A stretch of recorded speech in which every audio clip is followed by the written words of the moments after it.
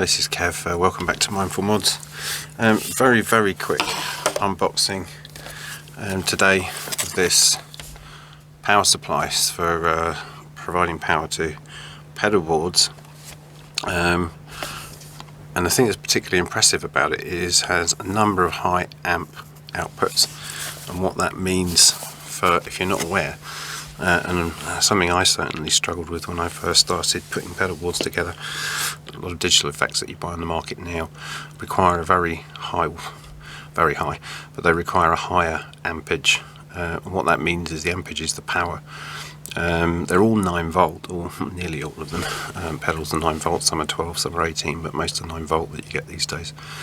But most power supplies that you buy, especially budget power supplies on the market, supply 100 milliamps per output, and you might get one 500 milliamp output and a 12 volt and an 18 volt output, which are no use to in most pedals. And that's fine if you're running a pedal board with sort of certain analog pedals and drive and distortion pedals that don't take much in the way of ampage. But digital delays, digital reverbs, multi-effects pedals all require a higher amount of ampage, and what you're going to find is you'll plug them in, you get everything set up, and the board just won't work very well. Certain pedals won't work. In the worst case scenario, you won't even get any signal through them. So that is why I ordered this pedal power supply. It's by a company called Caline, which I know and trust. They're Timmy clone. The Caline Pure Sky is one of my favourite pedals.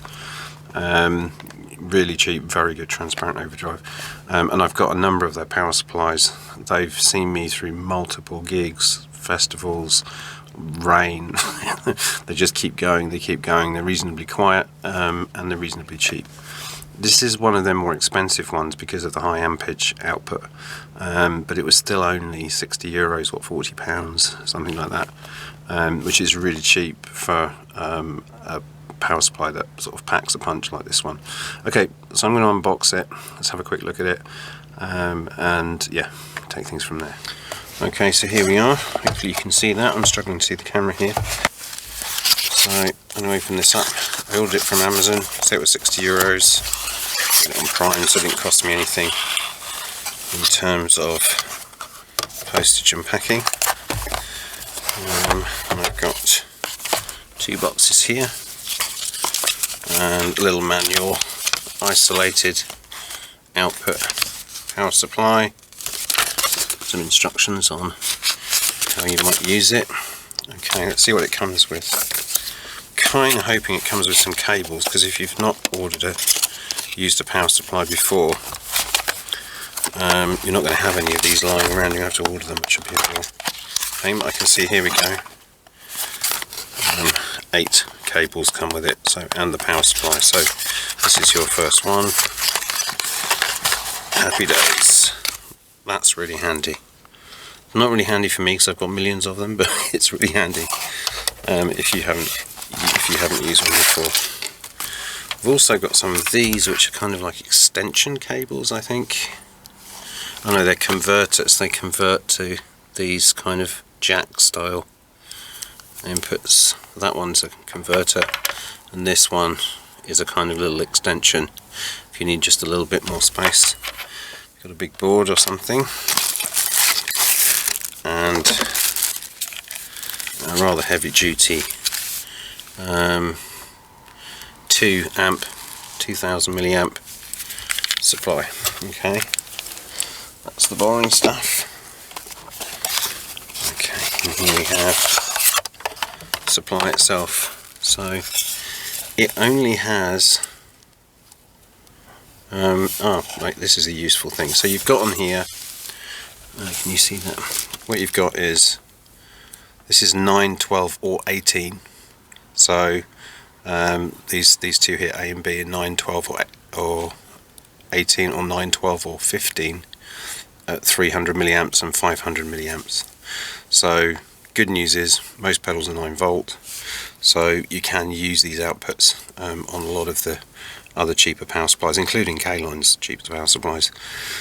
You don't get that. And then you've got 300 milliamps for every output, and that's going to do you for nearly all pedals, you know. And then on the back here you've got these switches, so I know mine will just go on the 9-volt setting, and I've got 6 outputs at 300 milliamps, a 7th at 300 milliamps here once I've switched it across, and I've got another one at 500 here for a really heavy usage.